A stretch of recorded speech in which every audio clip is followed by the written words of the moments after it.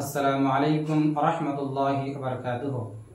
আলহামদুলিল্লাহি ওয়াহদা ওয়াসসালাতু ওয়াসসালামু আলা মান লা নাবিয়্যা বা'দা আম্মা বা'দ। সম্মানিত দর্শক মণ্ডলী, আজকে এক অতীব গুরুত্বপূর্ণ বিষয় নিয়ে আপনাদের সামনে উপস্থিত হয়েছি যে আমাদের কাছ থেকে যখন কোনো জিনিস হারিয়ে যায়, এই হারিয়ে যাওয়ার বেদনা ওই ব্যক্তি বুঝে যে ব্যক্তির কাছে সে জিনিস হারিয়ে গিয়েছে। যার পিতা হারিয়ে গিয়েছে সে পিতা হারার বেদনা বুঝে, যার মাতা হারিয়ে গিয়েছে সে তার মাতা হারা বেদনাটা বুঝে, যার সন্তান দুনিয়া থেকে বিদায় নিয়েছে সে তার সন্তান হারানোর যে বেদনা সেটা বুঝে।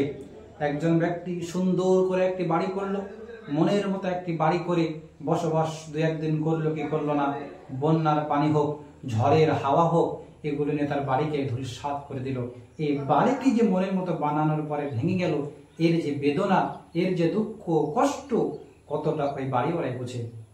একজন ব্যক্তি অনেক টাকা উপার্জন করার পরে কোনো কর্মে তার সে সমস্ত টাকা পয়সা হারিয়ে গেল, ওই টাকা পয়সা হারানো কত দুঃখ কষ্ট সে ব্যক্তি বুঝে। তাহলে পৃথিবীতে যে কোনো বিপদ আপদ আসুক না কেন, ওই বিপদের বেদনা, ওই হারানোর বেদনা ওই ব্যক্তি বুঝে যে ব্যক্তির কাছে ওই জিনিসটা হারিয়েছে।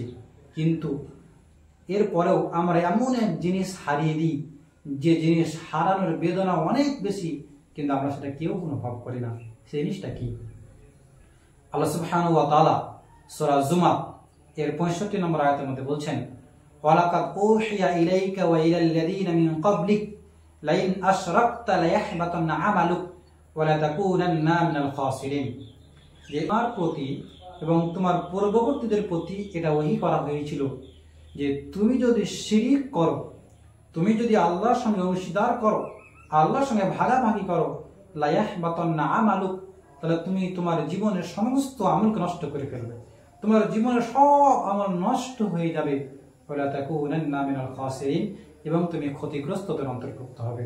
সম্মানিত মুসলিম সমাজ, একজন ব্যক্তি যদি শিরিক করে, শিরিক করার পূর্বে জীবনে যত আমল করেছে, নামাজ রোজা হজ যাকাত, গরিবকে খাইয়েছে, মিসকিনকে খাইয়েছে, প্রতিবেশীর সঙ্গে সৎ ব্যবহার করেছে, পিতামাতার সঙ্গে ভালো ব্যবহার করেছে, আরো বিভিন্ন কাজ করেছে যেগুলোর মাধ্যমে অনেক নেকি অর্জন করেছিল, এই সব নেকি তার নষ্ট হয়ে যাবে, এই সব নেকি সে হারিয়ে ফেলবে শুধুমাত্র একটি গুনাহ শিরিক করার কারণে।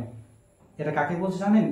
এটা স্বয়ং মুহাম্মদ সাল্লাল্লাহু আলাইহি ওয়াসাল্লাম কেউ বলছে, ওয়াইন আশরাকতা, তুমি যদি শিরিক করো। সুবহানাল্লাহ।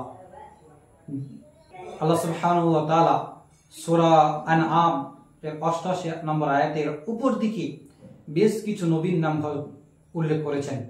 সেই নবীদের মধ্যে ইব্রাহিম আলাইহিস সালাম আছে, ইসহাক আলাইহিস সালাম আছে, ইয়াকুব আলাইহিস সালাম আছে, মুসা, ঈসা, সুলাইমান, দাউদ, উদ, আরো বিভিন্ন বড় বড় নবী আলাইহিস সালাতু ওয়াস সালাম সবারই নাম উল্লেখ করছে পরপর। তারপরে আল্লাহ সুবহানাহু ওয়া তাআলা এই 88 নম্বর আয়াতে বলছেন, যালিকা হুদাল্লাহি ইয়াহদি বিহি মান ইয়াশাউ মিন ইবাদিহি, এটা হলো আল্লাহর হিদায়াত, যাকে আল্লাহ চান তার বান্দাদের মধ্যে তাকে হিদায়াত দান করেন। তারপরে বলছে, ওয়ালাউ আশরাকু লাহাবিতা আনহুম মা কানু ইয়ামালুন, এরা সকলে যদি শিরিক করত তাহলে এরা যা কিছু করেছে এই সমস্ত আমল তাদের বরবাদ হয়ে যেত। সুবহানাল্লাহ। আমাদের আপনার মতো নাম উল্লেখ করছে না, আল্লাহ সেই সমস্ত ব্যক্তিদের নাম উল্লেখ করেছে যাদেরকে আল্লাহ সুবহানাহু ওয়া তাআলা তার বান্দাদের মধ্য থেকে বেছে বেছে তাদেরকে নিয়েছিলেন এবং তাদের কাছে তার প্রিয় বার্তাগুলো পাঠিয়েছিলেন যে আমার এই বার্তাগুলো পুরো পৃথিবীর মানুষের কাছে তোমরা পৌঁছে দাও। তোমাদের দায়িত্ব কি পৌঁছাবে? তোমরা সবাই আল্লাহর ইবাদত করবে, তোমরা কেউ আল্লাহর সঙ্গে অংশীদার করবে না, শিরিক করবে না। এই দুটি দায়িত্ব নিয়েই মূলত প্রতিটি নবী দুনিয়াতে এসেছিলেন। আর সেই নবীদের ব্যাপারেই বলা হচ্ছে, যদি এরাও শিরিক করে, যারা তোমাদেরকে শিরিক থেকে বাধা দিচ্ছে, এই নবীগুলো যদি শিরিক করে তাহলে জীবনে যা কিছু আমল করেছে নবীর আমল আমাদের মতো না, অনেক নেকি, এই সব নেকি তারা নষ্ট করে ফেলবে একটি গুনাহ শিরিক করার মাধ্যমে। সম্মানিত মুসলিম সমাজ, তাহলে কি করে আমরা শান্তির ঘুমে এখনো ঘুমাতে পারি?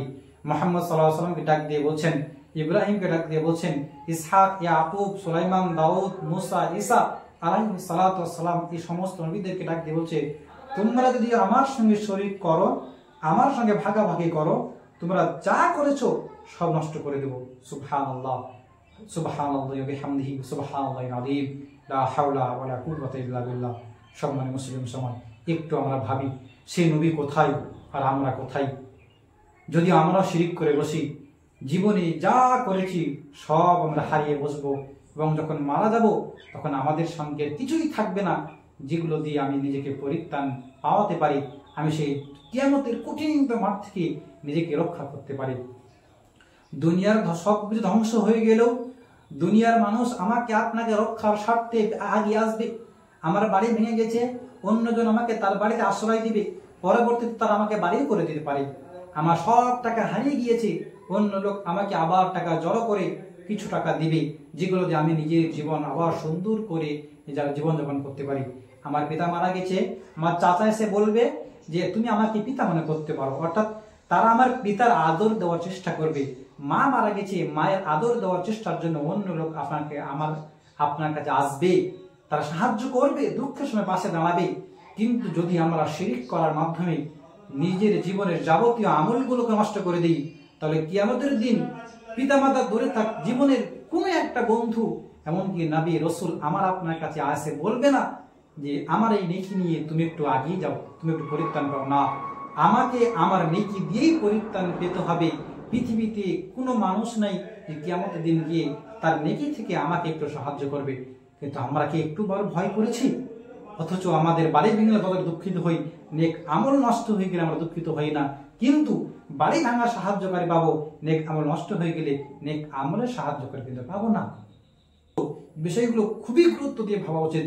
দুনিয়ার সব কিছু নিয়ে ভাবি, কিন্তু যে নেক আমলটা করেছি সেই নেক আমলটা কি করে বাঁচানো যায়, নামাজটা কি করে বাঁচানো যায়, ভালো কাজটা কি করে বাঁচানো যায়, এবং এই নেকি দিয়ে কি করে জান্নাত যাওয়া যায়, ও চিন্তা কিন্তু আমরা একবারও করিনি। কি করে বাঁচানো যায়? নেক আমল শিরিক থেকে প্রথমে বাঁচতে হবে। যদি শিরিক করি, নেক আমলও করি, তাহলে জীবনে কোনো নেক আমলই আমি করিনি। আর নেক আমল করিনি মানে আমি জীবনে কোনো ভালো কাজ করিনি, তার কারণেই কিয়ামতের দিন আমি সব থেকে ক্ষতিগ্রস্ত মানুষদের মধ্যে অন্তর্ভুক্ত হব। আমাদের ইসলামকে পবিত্র করতে চাই, তাই সকলেই একজোট হয়ে শিরিককে বর্জন করি এবং নিজের এলাকা থেকে শিরিককে উৎখাত করে শিরিক মুক্ত জীবন গড়ার আমরা সবাই চেষ্টা করি। রব্বুল আলামিনের কাছে দোয়া করব, রব্বুল আলামিন আমাদের সকলকেই শিরিক মুক্ত জীবনযাপন করার তৌফিক দান করুন, আমিন। রব্বুল আলামিন আমাদের সকলকেই সঠিক জিনিস বোঝা এবং সঠিক জিনিসের আমল করার তৌফিক দান করুন, আমিন। আকুলু কাওলি হাদা আস্তাগফিরুল্লাহ লি ওয়া লাকুম ওয়া লিসাইরিল মুসলিমিন ফাস্তাগফিরুহু ইন্নাহু হুয়াল গফুরুর রহিম। ওয়া আখিরু দাওয়ানা আনিল হামদুলিল্লাহি রাব্বিল আলামিন। আসসালামু আলাইকুম ওয়া রাহমাতুল্লাহি ওয়া বারাকাতুহু।